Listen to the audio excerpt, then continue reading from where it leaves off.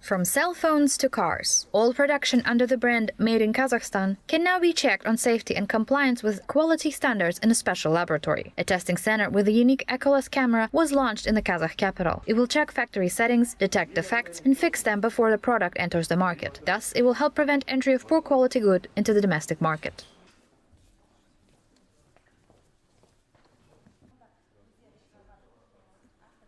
Осы 15 елдің қатарына қосылып жатырмыз.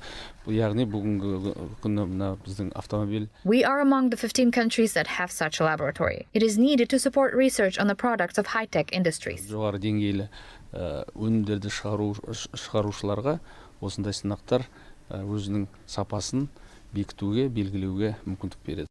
Scientists have been working on this project for 3 years. In early 2021, the lab was launched in test mode. Up to now, about 40 types of equipment have already been checked for compliance with quality standards. Бізде сертификат беріледі.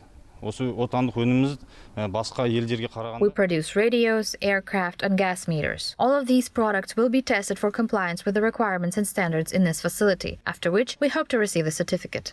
Содан кейін газдық счетчиктер. Осы үшінімді осы жерде тексеріп жатырмыз.